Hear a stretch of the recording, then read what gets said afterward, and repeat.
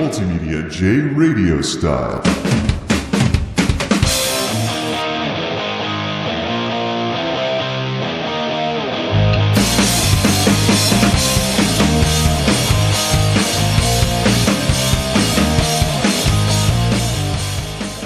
Welcome back, everyone, to our latest discussion on retro gaming, with the launch of the NES Classic having been announced, and myself finding more value in picking up the controllers for this nostalgia box rather than the nostalgia box itself. Now, last time we talked about nostalgia boxes and my views on them. They're not really all that great as far as I'm concerned, and they do kind of fly in the face of what Steam is turning quickly into a gaming standard, with account-based gaming that can be backed up to the cloud, so you can make things super convenient. If you change devices or you go somewhere, you can just load your account, get your saved games, get your settings, things like that, and not have to worry about trucking hardware all over the place, except maybe a controller. I can't imagine that my massive emphasis on the controller above everything else really sat well with people. But when you stop and think about it, I really have to ask, to everybody out there who's talking about retro gaming prices, collecting old hardware, Famiclones, the whole nine yards, what are you chasing after? What are you trying to do? Have you ever stopped and thought about that? As you've been complaining about the rising prices of old cartridge games, or hardware that's getting harder to find in proper working condition, or emulation versus collecting the original hardware and software and cartridges and things like that, what exactly are you chasing after? Now, a slogan that I hear a lot from the emulation community is preserving the classics. In other words, have some kind of way of continuing to play classic games long after their original platform has seen its time in the sun, so to speak. And that's something that I can agree with, and that's something that history is proving is the way to go. As we're seeing with Steam, for example, there's some PlayStation 2 era games that had a PC port, where the PC port is now available on Steam, like Psychonauts. And GOG, of course, with good old games, and some of the older games they have on there. Yeah, sure, a lot of 90s titles are PC, but we're starting to see more old PC ports in there that publishers don't really want to put on Steam for some reason, or what have you. But that's what we're seeing, is the whole idea of generations turning into just a giant bunch of marketing. You know, when we were all caught up in the bit wars in the 1990s with NES versus SNES and Genesis, did we really think about it as marketing? Did we even understand marketing when we were like 6, 7, 8 years old? Probably not. But when you look back on it now and you see games like Shovel Knight basically doing incredibly well even to this day with the Plague Knight expansion, and by the way, I beat it last night the right way, meaning with a Nintendo controller. Might as well finish the ensemble with how much 8-bit nostalgia there is in that game in the first place. So my USB adapter and the NES controller that still works. Yeah, I went through and finally beat the Enchantress. First time blind run, very, very hard, but I managed to do it. But what we see with games like Shovel Knight is, again, graphics don't make the game. And basically what we see with games like Shovel Knight being as successful as it is in this decade is years and years of marketing when we were impressionable little kids about bit wars and generations and things like that completely being destroyed. And we're going to see more of that with console gaming. You know how the PS4 and the Xbox One weren't big hardware leaps over the previous generation. Well, why even care about generations in the first place? And then going in the other direction, all these games that are being up-converted to HD or remade or re-released or something like that, I really think that at some point, the idea of gaming generations is going to be rather obsolete. And all that marketing from the early days of the NES and the SNES and the Genesis and even the late Atari era is probably going to go into the dustbin of history, and people aren't even going to care about that stuff anymore. So preserving the classics, that's probably the best way to go about this sort of thing. And so the question then remains, how? Do you want to track down old equipment, get it working? Nothing wrong with that. I mean, it's kind of like people buying old cars to get them working again. It's just the video game equivalent of that. But that's not the only way to do things. I think emulation has come a long way, although it's not 100%, even the official emulators like the Virtual Console. Sometimes you can run into flat-out anachronisms in old games because of expired deals and things like that. Classic example, Wave Race 64 on the Virtual Console. Nothing like playing a Nintendo 64 game and seeing advertisements for the Nintendo DS, as I saw on the Wii Virtual Console, because the agreement with Kawasaki had expired, of course, so all the Kawasaki labeling was removed, so some retroactive conversion there. But in terms of the other stuff, though, in terms of getting things working with Famiclones and things like the Retron 5 and stuff like that, the biggest thing that matters is the controller, right? I mean, it's not like, unless you can find an old CRT TV, you're not really going to emulate the display very much. You could play with graphical improvements or things like that, or be stuck in the past when everything was pixelated. Your choice. But I think the biggest thing is the controller. And the fun part with the upcoming NES Classic is that the adapter to use the NES Classic controllers for something like Shovel Knight already exists. It's the kind of adapter you would use to hook up a so-called Wii Classic controller to USB. So, since these are taking the same kinds of plugs, I could theoretically get one of those, not because I want to use the Wii Classic controller with a computer. I don't really find the Wii Classic controllers to be anything all that exciting versus the Logitech series, the Logitech controllers, or the Xbox 360 wired controller, which is easy to find because people don't like messing with wires anymore. So, decent analog sticks, X input, and things like that, not hard to find at all. So the Wii Classic controller, not really too interesting of a device in terms of using it with a PC, but an adapter to use one of these with a PC for the new NES controller for games like Shovel Knight, that is something I can imagine doing.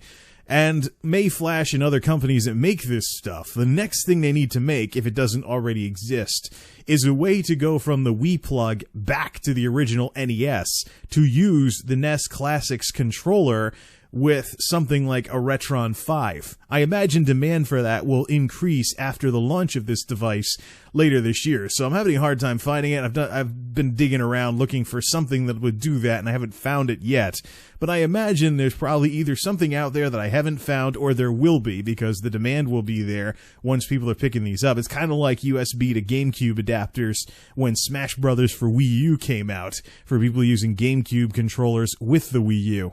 Bottom line, though, like I said last time with the plastic and rubber issues with old controllers, this is a new NES controller. There's going to be people out there that are going to view it as a new NES controller, and if the build quality is on par with Nintendo's first-party products from that period, and not like the knockoffs that exist today, I imagine the first question folks are going to have is, can I use this controller with something besides the Virtual Console? So although it may sound silly to take one of the NES Classic controllers and get it working with a Retron box, because, well, what's the point? Well, beyond the 30 games that comes on the NES Classic, and it's not upgradable, by the way, as well as all the other issues with having a gaming appliance, there is a use for these things. If you want a new NES controller, you don't have to worry about buying a dud when you buy these things secondhand, or it's chipped, or it's faded, or it's yellowed, or something along those lines. I mean, it doesn't even need to be NES. I tried buying a GameCube controller from one of the secondhand shops around here a while back, and I have yet to use it because the B button is all mushy from the previous owner. I've been meaning to take the thing apart and see if I can fix the rubber contact myself in some way, shape, or form, but I just don't see that happening anytime soon with all the stuff that I have going on. But it's just the controller. Once you get the controller, then you're good. The rest of the hardware is a bit more of a question mark. Like Nintendo 64, for example. The anti-aliasing on the N64 was made for CRT TVs in the 90s. On today's screens, you see the checkerboarding around the edges just like that. And we're going to be revisiting all of this, by the way, with newer TVs only having HDMI ports. So you get an older console that has composite or component or S-video, now you gotta buy up converters and things like that. How many people are going to want to buy up converters to HDMI everything, and then how well is it gonna work? Are they gonna cook? Are you gonna have a black box cook itself and then lose 5 or 6 consoles because of it? It's just, that's really the thing here. What exactly are you trying to do when you're trying to preserve the classics, so to speak? I'd say once the controller is all set, then you're in very, very, very good shape. I mean, you got N64 on the Virtual Console, right? N64 on the Virtual Console looks better because of the anti-aliasing issues being bypassed. There's also ways to mod the original N64 to bypass that stuff manually, but do you really want to be putting a soldering iron to a classic console like that? Plus, even solid-state electronics has its limits.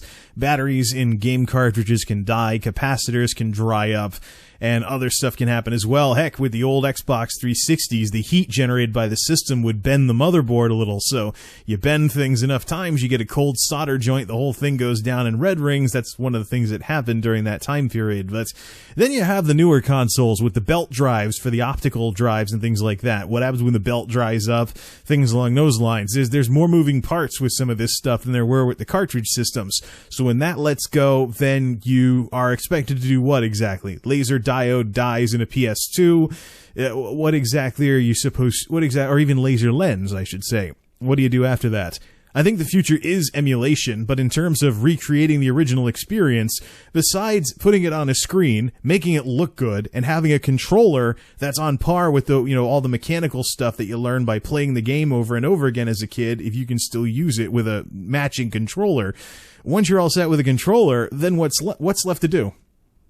What's left in terms of, well, you could say that the anachronistic stuff, like what happened with Wave Race 64 on Virtual Console, that could matter as well. But then you have hardware like the Retron 5, which basically turns your cartridges into ROMs temporarily and lets you save states and things like that in case the save battery goes dead in the game and stuff like that. I think that's a standard setter. But even then, you just need an original controller that still worked, plug it into the Famiclone, and let the Famiclone do all the heavy lifting for you. And then there's what's happening on things like the Nintendo eShop. I was poking around last night, spent a few dollars upgrading some of my Wii Virtual Console games to Wii U Virtual Console games. Unfortunately, I don't think my save games get converted up either. But yeah, so I bought some of those just to see what the experience was, what the difference was, and things along those lines. And it was, well, interesting to say the least. The Nintendo DS is now showing up in the eShop. I thought Game Boy Advance was a bit of a stretch, but now the Nintendo DS is showing up in the eShop. So now you gotta wonder what's gonna give you the best experience. Because there are devices out there like the Super Retro Advance and the Retron 5 that'll play Game Boy Advance right off the original cartridge and do all the stuff that Retron 5s do off of the original cartridges. Or do you want to have to not worry about something physical breaking on you and just do everything digitally with a cloud-based account? That's the wild card here. It looks like everybody who sells a console these days has some miniature version of Steam going on, so it's all a matter of whose games do you want to play on what boxes. And then on PC you have Steam, GOG, Origin, the whole 9 yards. Seriously, I still think there's a place for physical media. But Famiclone hardware, ultimately, I think I would probably use that for stuff that didn't make it onto these digital storefronts. Or if what was on the digital storefront wasn't as good as the original, or there was weird stuff like what happened with Wave Race. But ultimately, we all have to answer this question. If we want to keep playing old games the way we've been playing them, we all have to answer the question, what exactly are we chasing after? What kind of experience do we really want? Because when you really, draw and quarter everything, just list everything out or whatever you're looking for, when you really stop and think about what it is that you're chasing after, when you consider emulation versus original hardware versus clone hardware versus whatever, it really can be a bit of a surprise. Sometimes you may surprise yourself. It may be different than what you originally had in mind or what you originally thought you were going to be doing. It certainly was for me in this case. I mean, when I first got Skyrim, back when it first came out, just under 5 years ago, I hated the fact that Steam was mandatory. Now I'm a massive fan of Steam. Skyrim pretty much introduced me to Steam. And I think that Steam's model with the cloud-based, account-based stuff, if you can get past what if your internet is out for too long at a time, like hardware keys, hint, hint, Valve, if you can get past those limitations, I can easily see a world where everything runs kind of like Steam does. So whether you get a console or something like that, they just gotta get a little more aggressive with the pricing. I can usually expect to be disappointed by the prices on some of these digital storefronts for these consoles versus Steam. But that's really what it all boils down to at this point. I can't really go around saying I want to recreate the classic gaming experience as I knew when I was growing up, because that'll mean blowing on Nintendo cartridges, having them work maybe on the 6th or 7th try, having to bust out the alcohol on a regular basis, and I grew up with a crappy 13-inch tube TV where the vertical horizontal settings were off right out of the factory, and we never opened up the back of it to adjust the potentiometers. So all of my games were a little bit to the left, so various UI elements on the left side of the screen would often get cut off. Not exactly the sort of experience I'd like to replicate, but I'd at least like to get the look and feel down to where it looks good on today's displays, and the controller feels very similar to the one that I played the game with originally. So all that mechanical memory stuff that made me really good at platforming in Shovel Knight with the NES controller versus the Xbox 360 controller, that can come into play as well. I have considered the Xbox One controller, but I think they've revised it since then. I tried a few in-store models of the Xbox One controller, and the D-pad was way too clicky. I don't like clicky controls. You want to hear the game, not your controller. But that's another discussion for another day. So, retro gamers, what exactly are you chasing after? Answer that question. Because the sooner you do, the sooner you can realize, hey, this is what I'm looking for and maybe not what I thought.